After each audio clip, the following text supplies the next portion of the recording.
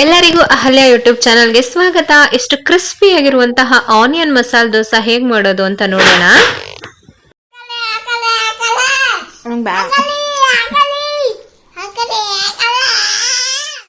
ಎಲ್ಲರಿಗೂ ಶುಭೋದಯ. ಮೊದಲನೇದಾಗಿ ಬ್ರೇಕ್ಫಾಸ್ಟ್ಗೆ ನಾನು ಇವತ್ತು ಸ್ಟಫ್ ಇಡ್ಲಿ ಮಾಡಬೇಕು ಅಂತ ಅಕ್ಕಿನೆಲ್ಲ ರುಬ್ಬಿಟ್ಟಿದ್ದೆ. ಆದರೆ ಬೆಳಗ್ಗೆ ಮೂಡ್ ಚೇಂಜ್ ಆಯಿತು. ಸ್ಟಫ್ ಇಡ್ಲಿ ಬೇಡ, ದೋಸೆ ಮಾಡೋಣ ಅಂತ ಅಂದ್ಕೊಂಡೆ. ಆದರೆ ಹಿಟ್ಟು ಮಾತ್ರ ಚೆನ್ನಾಗಿ ಉದುಕ್ ಬಂದಿತ್ತು. ಇಡ್ಲಿ ಮಾಡಿದಿದ್ರು ಕೂಡ ತುಂಬ ಸಾಫ್ಟಾಗಿ ಚೆನ್ನಾಗಿ ಬರ್ತಿತ್ತು. ಆದರೆ ನಾನು ದೋಸೆ ಮಾಡ್ಕೊಳ್ಳೋಣ, ಇಡ್ಲಿ ಬೇಡ ಅಂತ ಹೇಳಿಬಿಟ್ಟು ಮಾಡ್ಕೊಳ್ಳೋಣ ಅಂತ ಎತ್ತಿಟ್ಕೊತಾ ಇದ್ದೆ. ಆಗ ತಲೆಗೆ ಬಂದಿದ್ದು, ರೆಗ್ಯುಲರಾಗಿ ಮಾಡೋ ದೋಸೆಗಿಂತ ಸ್ವಲ್ಪ ಡಿಫ್ರೆಂಟಾಗಿ ಆನಿಯನ್ ಮಸಾಲೆ ದೋಸೆ ಮಾಡೋಣ ಅಂತ ಹೇಳ್ಬಿಟ್ಟು ಇಲ್ಲಿ ಈರುಳ್ಳಿನೆಲ್ಲ ಸಿಪ್ಪೆ ಬಿಡಿಸ್ಕೊತಾ ಇದ್ದೀನಿ.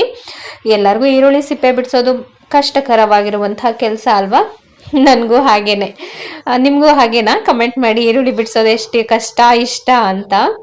ಈರುಳ್ಳಿ ಇಲ್ಲಿ ಬಂದು ನಾನು ಒಂದು 3 ಈರುಳ್ಳಿನ ತಗೊಳ್ತಾ ಇದ್ದೀನಿ. ನಿಮ್ಗೆ ಎಷ್ಟು ಬೇಕು ಈರುಳ್ಳಿ ಅದ್ರ ಮೇಲೆ ನೀವು ಈರುಳ್ಳಿನ ತಗೋಬಹುದು. 2 ರಿಂದ 3 ಸಾಕಾಗುತ್ತೆ. ನಾನೀಗ ರೆಡಿ ಮಾಡ್ಕೊಂಡಿರುವಂತಹ ಅಕ್ಕಿ ಹಿಟ್ಟಿಗೆ. ಆಯ್ತಾ? ಸೊ ಸಿಪ್ಪೆನ ಬಿಡಿಸಿ ಈರುಳ್ಳಿನ ನಾನಿಲ್ಲಿ ಮಿಕ್ಸಿ ಜಾರ್ಗೆ ಹಾಕ್ಕೊಂಡು ಒಂದು ಅರ್ಧ ಸ್ಪೂನಷ್ಟು ಜೀರಿಗೆ ಹಾಗೆ ರುಚಿಗೆ ತಕ್ಕಷ್ಟು ಉಪ್ಪನ್ನ ಹಾಕ್ಕೊಳ್ತಾ ಇದ್ದೀನಿ. ಉಪ್ಪು ಬಂದು ಈ ಮಸಾಲೆಗೆ ಎಷ್ಟು ಬೇಕು ಅಷ್ಟು ಮಾತ್ರ ಹಾಕ್ಕೊಳ್ತಾ ಇದ್ದೀನಿ. ಬಿಕಾಸ್ ನಾನು ಅಕ್ಕಿ ಹಿಟ್ಟಿಗೆ ಆಲ್ರೆಡಿ ಉಪ್ಪು ಹಾಕಿಟ್ಟಿದ್ದೀನಿ, ಅದಕ್ಕೋಸ್ಕರನೇ. ಇಲ್ಲಿ ಒಂದು 5 ರಿಂದ 6 ಬ್ಯಾಡಗೆ ಮೆಣಸಿನ್ಕಾಯಿನ ಬಿಸಿನೀರಲ್ಲಿ ನೆನೆಸಿದ್ದೀನಿ. ಇದು ಕಲರ್ ಚೆನ್ನಾಗಿ ಕೊಡುತ್ತೆ ಅಂತ. ನಿಮಗೆ ಜಾಸ್ತಿ ಕೆಂಪು ಬಣ್ಣ ಬೇಕು ಅಂದರೆ ಇನ್ನು ಜಾಸ್ತಿ ನೀವು ಮೆಣಸಿನ್ಕಾಯಿ ಹಾಕೋಬಹುದು. ಇದು ಖಾರ ಇರಲ್ಲ. ನೆಕ್ಸ್ಟ್ ಏನಕ್ಕೆ ಬಿಸಿನೀರಲ್ಲಿ ನೆನೆಸ್ತೇವೆ ಅಂತ ಅಂದರೆ ಇದು ಚೆನ್ನಾಗಿ ಸ್ಮೂತಾಗಿ ಗ್ರೈಂಡ್ ಆಗಲಿ ಅಂತ ಹೇಳಿ ನಾನು ನೆನೆಸಿಟ್ಕೊಳ್ಳೋದು. ಈಗ ನೋಡಿ ರುಬ್ಕೊಂಡು ಬಂದಿದ್ದೀನಿ. ಇಷ್ಟೇ ಮಸಾಲೆ. ಇದಕ್ಕೆ ಬೇಕಂತ ಅಂದರೆ ನೀವು ಒಂದು 2 ಗಡ್ಡೆ ಕೊತ್ತಂಬರಿ ಸೊಪ್ಪು ಕೂಡ ಹಾಕೋಬಹುದು. ತುಂಬ ಟೇಸ್ಟ್ ಚೆನ್ನಾಗಿರುತ್ತೆ. ನಾನು ಇದಕ್ಕೆ ಹಾಕಿದ್ದೀನಿ, ಬಟ್ ಅದು ಇಲ್ಲಿ ತೋರಿಸ್ಬೇಕಾದ್ರೆ ಹಾಕಿಲ್ಲ. ಮಿಕ್ಸಿ ಮೇಲೆ ಇಟ್ಟನಲ್ಲ, ಆಗ ಹಾಕೊಂಡೆ ನಾನು, ಹಾಗಾಗಿ ರೆಕಾರ್ಡ್ ಆಗಿಲ್ಲ ಅಷ್ಟೇ. ಇದು ತುಂಬ ಚೆನ್ನಾಗಿ ಫೈನ್ ಆಗಿರಬೇಕು ಪೇಸ್ಟು. ಅಲ್ಲಲ್ಲಿ ತರ್ತರಿಯಾಗಿದ್ರು ಚೆನ್ನಾಗಿರೋದಿಲ್ಲ. ನುಣ್ಣಗೆ ಸಮದಿದ್ರೆ ಈ ಹಿಟ್ಟೊಂದಿಗೆ ಅದು ಚೆನ್ನಾಗಿ ಹೊಂದ್ಕೊಳ್ಳುತ್ತೆ. ಈಗ ನಾನು ಒಂದು ಬೌಲ್ಗೆ ಸಪ್ರೇಟಾಗಿ ಅಕ್ಕಿ ಹಿಟ್ಟನ್ನು ತಗೊಳ್ತಾ ಇದ್ದೀನಿ, ಅಂದರೆ ಸಂಪಣನ ತೊಗೊಳ್ತಾ ಇದ್ದೀನಿ. ಏನಕ್ಕೆ ಅಂತಂದರೆ ಕೆಲವ್ರಿಗೆ ಇದು ಫಸ್ಟ್ ಟೈಮ್ ನಾನು ಮಾಡ್ತಾ ಇರೋದ್ರಿಂದ ಮನೆಯಲ್ಲಿ ಯಾರಿಗೆ ಇಷ್ಟ ಆಗುತ್ತೆ ಇಷ್ಟ ಆಗಲ್ಲ ಅನ್ನೋದು ನನಗೂ ಗೊತ್ತಿರಲಿಲ್ಲ. ಹಾಗಾಗಿ ಬ್ಯಾಚ್ ವೈಸ್ ಮಾಡ್ಕೊಳ್ಳೋಣ. ಅವ್ರಿಗೆ ಇಷ್ಟ ಆಯಿತು ಅಂದರೆ ಎಲ್ಲದಕ್ಕೂ ಹಾಕಿ ಮಿಕ್ಸ್ ಮಾಡೋಣ ಅಂಥೇಳಿ ಒಂದು ಸ್ವಲ್ಪ ಸಂಪಣಕ್ಕೆ ಹಾಕಿ ನಾನು ಮಸಾಲೆನ ಮಿಕ್ಸ್ ಮಾಡ್ಕೊಳ್ತಾ ಇದ್ದೀನಿ. ಆದರೆ ನಮ್ಮ ಮನೇಲಿ ಇದು ದೋಸೆ ತಿಂದ ಮೇಲೆ ಎಲ್ಲರಿಗೂ ತುಂಬಾ ಇಷ್ಟ ಆಯಿತು ಅಂತಲೇ ಹೇಳ್ಬೋದು. ಮಿಕ್ಸ್ ಮಾಡ್ಕೊಂಡಿದ್ದೀನಲ್ವ, ಇದು ಸ್ವಲ್ಪ ಹಾಗೆ ಎತ್ತಿಟ್ಬಿಟ್ಟು ಪಲ್ಯ ಮಾಡ್ಕೊಳ್ಳೋಣ ಅಂಥೇಳಿ ಆಲೂಗೆಡ್ಡೆ ಪಲ್ಯಕ್ಕೆ ನನಗೆ ಆಲ್ರೆಡಿ ಆಲೂಗೆಡ್ಡೆನೆಲ್ಲ ಚೆನ್ನಾಗಿ ಬೇಯಿಸಿ ಸ್ಮ್ಯಾಶ್ ಮಾಡಿ ಇಟ್ಕೊಂಡಿದ್ದೀನಿ. ನಾರ್ಮಲಾಗಿ ಎಲ್ಲರಿಗೂ ಆಲೂಗೆಡ್ಡೆ ಪಲ್ಯ ಹೇಗೆ ಮಾಡೋದು ಅಂತ ಗೊತ್ತೇ ಇರುತ್ತೆ. ಆದರೆ ಆಲೂಗೆಡ್ಡೆ ಪಲ್ಯನಲ್ಲೂ ಡಿಫ್ರೆಂಟಾಗಿ ಟೈಪ್ಸ್ ಸುಮಾರು ವೆರೈಟೀಸ್ ಇದೆ ಅಂತ ಗೊತ್ತಾ ನಿಮಗೆ? ಅದನ್ನ ನಾನು ಮುಂದಿನ ವೀಡಿಯೋಗಳಲ್ಲಿ ಆ ರೆಸಿಪೀಸ್ನ ಶೇರ್ ಮಾಡ್ಕೊಳ್ತಾ ಹೋಗ್ತೀನಿ. ಆಯಿತಾ? ಈಗ ನಾರ್ಮಲಾಗಿ ಎಣ್ಣೆ, ಸಾಸಿವೆ, ಕಡಲೆಬೇಳೆ, ಸ್ವಲ್ಪ ಹಸಿಮೆಣಸಿನ್ಕಾಯಿ, ಕರ್ಬೇವಿನ ಸೊಪ್ಪನ್ನ ಹಾಕಿ ಚೆನ್ನಾಗಿ ಹುರ್ಕೊಳ್ತಾ ಇದ್ದೀನಿ. ಈ ಆಲೂಗೆಡ್ಡೆಯ ಸ್ಪೆಷಾಲಿಟಿ ಏನಂದರೆ ನಾನು ಇದಕ್ಕೆ ಈರುಳ್ಳಿನ ತುಂಬ ಜಾಸ್ತಿನೇ ತೊಗೊಳ್ತಾ ಇದ್ದೀನಿ. ಈರುಳ್ಳಿ ಮಸಾಲೆ ದೋಸೆ ಆಗಿರೋದ್ರಿಂದ ಈರುಳ್ಳಿ ಮತ್ತು ಆಲೂಗೆಡ್ಡೆ ಪಲ್ಯದಲ್ಲಿ ಈರುಳ್ಳಿ ಜಾಸ್ತಿ ಇರಲಿ ಅಂಥೇಳಿ ಈರುಳ್ಳಿ ಜಾಸ್ತಿ ಹಾಕ್ಕೊಂಡು ಹುರ್ಕೊಳ್ತಾ ಇದ್ದೀನಿ. ಈರುಳ್ಳಿ ಬೇಗನೆ ಸಾಫ್ಟ್ ಆಗಲಿ ಅಂಥೇಳಿ ಸ್ವಲ್ಪ ಉಪ್ಪನ್ನು ಕೂಡ ಹಾಕಿದ್ದೀನಿ. ನಿನ್ನೆ ಸಂಜೆ ಏನಾಯಿತು ಗೊತ್ತಾ? ಎಷ್ಟೇ ಬೇಡ ಅಂದರೂ ಮಕ್ಕಳು ಅಡುಗೆ ಮನೆಗೆ ಬಂದು ನಿಂತ್ಕೊತಾರೆ. ನಾನು ಯಾವುದೋ ಒಂದು ಜ್ಞಾನದಲ್ಲಿ ಒಗ್ಗರಣೆ ಹಾಕುವಾಗ ಎಣ್ಣೆ ಸಿಡಿದು ಮಗಳ ಕೈಗೆ ಹೀಗಾಯಿತು. ಅವ್ರ ಅಪ್ಪನ ಕೈಲಿ ನಾನು ಬೈಸ್ಕೊಂಡಿದ್ದು ಆಯಿತು. ಏನು ಮಾಡೋದು? ಬರಬೇಡಿ ಅಂತ ಅಂದರೂ ಕೇಳಲ್ಲ. ಬಂದು ನಮ್ಮ ಹಿಂದೆನೇ ನಿಂತ್ಕೊತಾರೆ. ಹಿಂದೆ ಬಂದು ನಿಂತಿದ್ದ ಪ್ರಭಾವ ಹೀಗಾಯಿತು. ಈರುಳ್ಳಿಗೆ ನಾನೀಗ ಸ್ವಲ್ಪ ಅರಿಶಿನ ಹಾಗೆಯೇ ಗರಂ ಮಸಾಲಾನ ಹಾಕಿ ಮಿಕ್ಸ್ ಮಾಡ್ಕೊಳ್ತಾ ಇದ್ದೀನಿ. ಅರಿಶಿನ ಹಾಕೋದ್ರಿಂದ ಕೂಡ ಈರುಳ್ಳಿ ಬೇಗನೆ ಸಾಫ್ಟ್ ಆಗುತ್ತೆ. ಈಗ ಈರುಳ್ಳಿ ಚೆನ್ನಾಗಿ ಬೆಂದಿದೆ ಅನ್ನುವಾಗ ನಾನು ಇದಕ್ಕೆ ಆಲೂಗೆಡ್ಡೆನ ಹಾಕ್ಕೊಳ್ತಾ ಇದ್ದೀನಿ. ಈಗ ಆಲೂಗೆಡ್ಡೆ ಬಂದು ಆಲ್ರೆಡಿ ನಾವು ಬೇಯಿಸಿ ಅದನ್ನ ಸ್ಮ್ಯಾಶ್ ಮಾಡಿ ಇಟ್ಕೊಂಡಿರೋದು.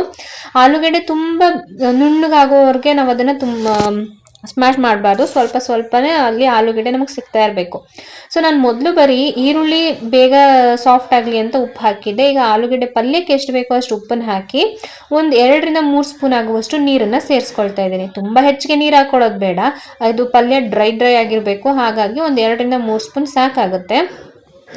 ಎಲ್ಲ ಹಾಕಿ ಲಾಸ್ಟಲ್ಲಿ ಕೊತ್ತಂಬರಿ ಸೊಪ್ಪನ್ನ ಹಾಕಿ ಮಿಕ್ಸ್ ಮಾಡಿ ತಟ್ಟೆ ಮುಚ್ಚಿ ಸ್ಟವ್ ಆಫ್ ಮಾಡಿದ್ರೆ ಸಾಕು. ಆಲೂಗೆಡ್ಡೆ ಹಾಕಿದ್ಮೇಲೂ ತುಂಬ ಹೊತ್ತು ಬೇಯಿಸ್ಬೇಕು ಅಂತೇನಿಲ್ಲ. ಯಾಕೆಂದರೆ ಈಗ ಆಲ್ರೆಡಿ ನಾವು ಆಲೂಗೆಡ್ಡೆನ ಬೇಯಿಸ್ಕೊಂಡಿರೋದ್ರಿಂದ ಈರುಳ್ಳಿ ಮಸಾಲೆ ಮತ್ತು ಆಲೂಗೆಡ್ಡೆ ಉಪ್ಪು 3 ಹೊಂದ್ಕೊಳ್ಳೋವರೆಗೂ ಅದನ್ನ ಬೇಯಿಸ್ಕೊಂಡ್ರೆ ಸಾಕಾಗುತ್ತೆ.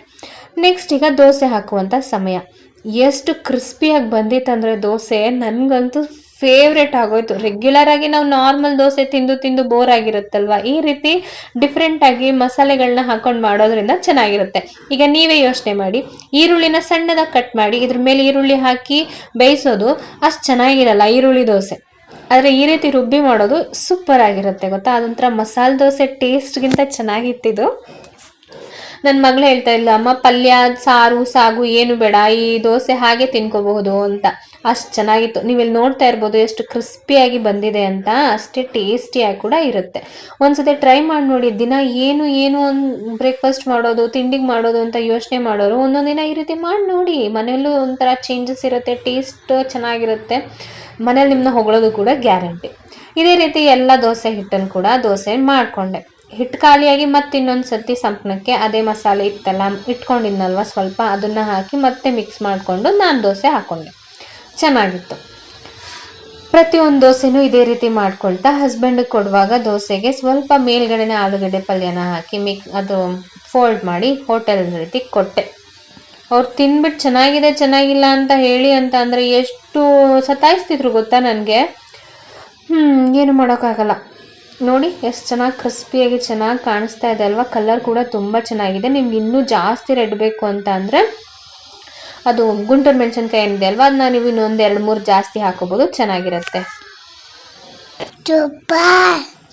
ಇಲ್ಲಿ ಮಗ ರೆಕಾರ್ಡ್ ಮಾಡಿರೋದನ್ನ ಹಾಗೆ ಹಾಕೋಣ ಅಂತ ಅನ್ಕೊಂಡ್ರೆ ಅವ್ನ ಮೊಬೈಲಲ್ಲಿ ಸಾಂಗ್ ಬೇರೆ ಹಾಕಿದ್ದ. ಎಲ್ಲಿ ಕಾಪಿರೈಟ್ ಬರುತ್ತೆ ಅನ್ನೋ ಕಾರಣಕ್ಕೆ ಅದನ್ನ ಮ್ಯೂಟ್ ಮಾಡ್ಕೊಂಡಿದ್ದೀನಿ.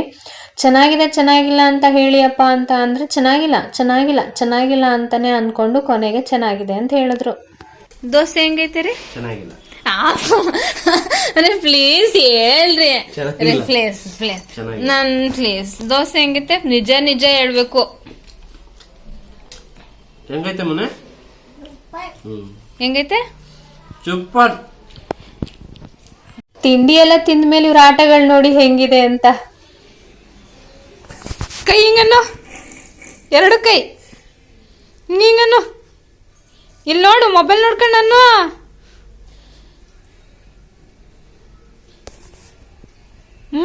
ತಿರ್ಗು ಒಂದು ರೌಂಡು.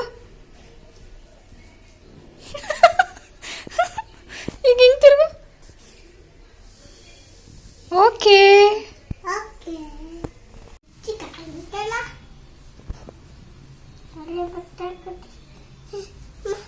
ಅಪ್ಪನ ಹತ್ರ ಬಿಚ್ಚಿಸ್ಕೋಗ್. ನನಗೆ ಬಿಚ್ಚಕ್ಕೆ ಬರಲ್ಲ, ಅಪ್ಪನ ಹತ್ರ ಬಿಚ್ಚಿಸ್ಕೋಗ್.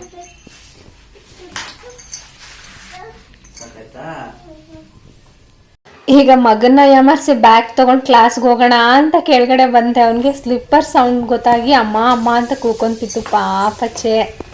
ಆದರೂ ನಾನು ಬೇಗ ಓಡೋಗ್ಬಿಟ್ಟೆ ಗೊತ್ತಾ.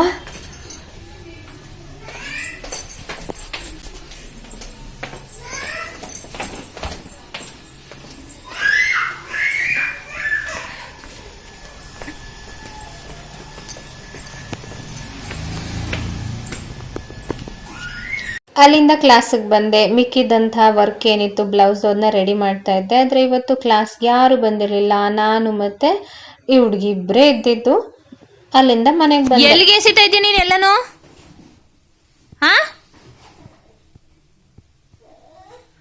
ಮುನಿಸ್ಕೊಂಡು ಹೋಗೋನೆ. ಈಗ ದಿಂಬಿಂದ ಕವರ್ ಎಲ್ಲ ತೆಗೆದು ಪರ್ಕೆ ಎಲ್ಲ ಬಿಸಾಕಿದ್ದಿಲ್ಲ, ಅದ್ರ ಜಾಗದಲ್ಲಿ ಇಡ್ಬೇಡ ನೀನೀಗ. ಬಾ ಎತ್ತಿಡೆಲ್ಲನೂ. ಬೈತಾ ಇದ್ರೆ ನೋಡಿ ಹೆಂಗ್ ನಿಂತವನೆ. ಅಲ್ಲೇನ್ ಕಿತಾಪತಿ ಮಾಡ್ತಾ ಇದ್ದೀ?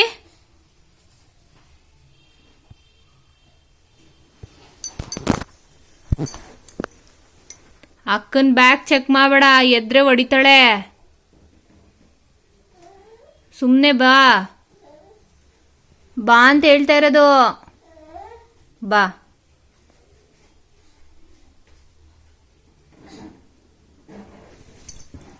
ನಿಂತ್ಕೊಂಡು ನಿನ್ನ ಪರ್ಕೆ ಎಲ್ಲ ಎತ್ತಿಟ್ಬಿಟ್ಟು ಬಾ. ಪರ್ಕೆ ಎತ್ತಿಡು. ಪರ್ಕೆ ಎತ್ತಿ ಅದ್ರ ಜಾಗದಲ್ಲಿಡು.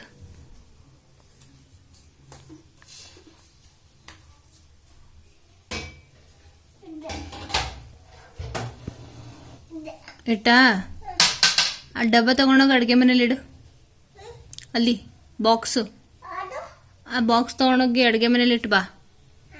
ನೀನು ಯಾಕೆ ತಂದೆ ಅದನ್ನ ಅಡುಗೆ ಮನೆಯಿಂದ? ಆಟ ಆಡಕ್ ತಂದ? ಬೇರೆ ಆಟ ಸಾಮಾನು ಇಲ್ಲ ನಿನ್ನ ಹತ್ರ ಆಟ ಆಡಕ್ಕೆ? ಮತ್ತೆ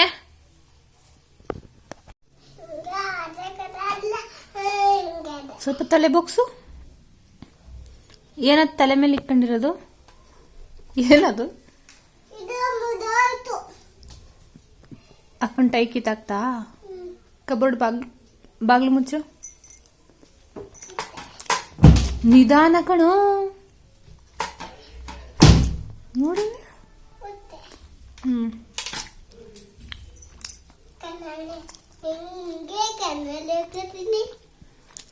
ನನಗ್ ಬೇಡ, ನೀನ್ ಹಾಕು. ನಂಗೆ ಬೇಡ ಅಂದ್ರೆ ತಾನೆ.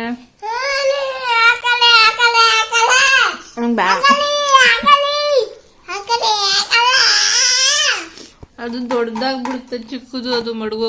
Thank you so much for watching. ಮತ್ತೆ ಸಿಗೋಣ ನನ್ನ ಮುಂದಿನ ವಿಡಿಯೋದೊಂದಿಗೆ. ದಯವಿಟ್ಟು ಹೀಗೆ ನನ್ನ ಚಾನಲ್ನ ಸಪೋರ್ಟ್ ಮಾಡ್ತಾ ಇರಿ.